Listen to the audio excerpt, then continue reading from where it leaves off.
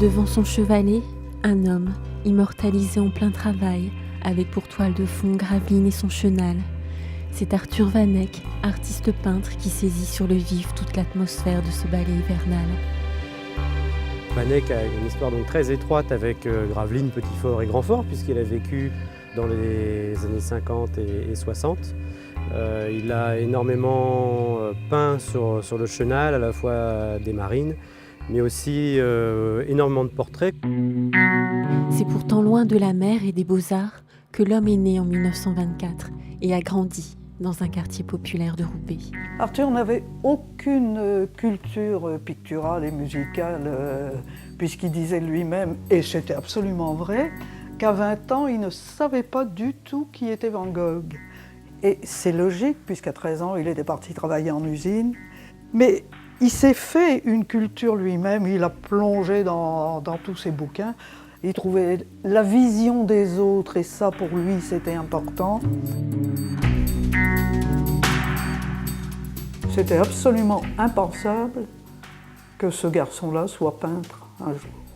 Il a eu la chance d'avoir un grand-père belge, et ce grand-père était abonné à une revue trimestrielle dans laquelle il y avait des reproductions de tableaux. Et je pense que c'est là qu'il a attrapé le virus. Le virus de la peinture, une technique qu'il va apprendre seul avant d'exposer au Salon des artistes roubaisiens à la fin des années 1940. S'en suivra une série de rencontres avec des collectionneurs qui accéléreront le cours de sa carrière et des artistes qui influenceront sa palette. Teintée d'expressionnisme flamand, elle va s'ouvrir à de nouveaux horizons, avec pour décor la mer.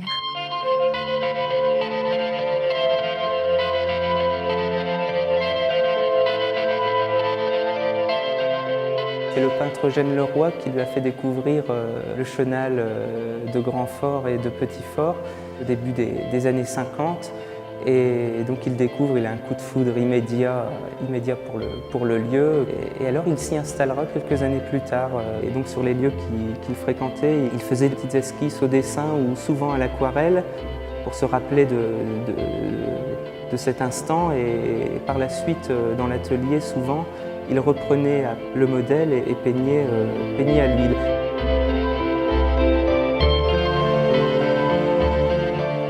Il a fait des grandes toiles de marine sur place. On a une photo où il est occupé de peindre en pleine tempête avec Van Stelland, avec Nénès. Et comme le vent est trop fort, la toile est ficelée autour d'un poteau électrique. Son installation sur le littoral a changé indéniablement sa peinture. Sa peinture s'amplifie, elle devient de plus en plus généreuse et on en arrive parfois à des peintures très en matière, du chenal, donc traitées sous toutes les lumières. Il aimait la lumière en premier, il aimait les paysages et il aimait les gens. Les gens qu'il fréquentait à Grand-Fort l'avaient appelé leur peintureur. Les gens se l'étaient approprié de cette manière. Il les fréquentait quotidiennement, il était très accessible, il parlait beaucoup et évidemment, il les peignait, les pêcheurs comme les habitants, comme les enfants. Des hommes et des femmes, comme autant de modèles et de rencontres qui ont jalonné sa carrière et sa vie. Avec Simon Zonnequin, Arthur Van Eyck nous livre ses sentiments d'homme dans La mort du capitaine Simon, une toile acquise par la ville de Gravelines en 2010. Ce capitaine est en réalité un des derniers capitaines ayant été faire la pêche à Islande. C'est un tableau de 68 et c'est en plus de cela une personne qui était très importante dans la vie de Van Eyck puisque c'est lui qui l'avait accueilli, hébergé lorsqu'il était arrivé à Grand-Fort. On ressent vraiment la relation qu'il a eue avec ce personnage qu'il représente là sur son lit de mort. Donc il y a une sorte de cycle de vie dans cette toile où on retrouve la jeunesse, l'homme dans sa maturité qui serait le second, et puis le vieil homme qui est en fin de vie. Un tableau à l'image de son œuvre, intergénérationnelle et généreuse. L'artiste a définitivement survécu à la disparition de l'homme en 2003. Un de ses triptyques est entré dans l'enceinte d'un collège à Dunkerque qui porte son nom. Un bel hommage pour cet autodidacte devenu en quelque sorte un enfant du pays.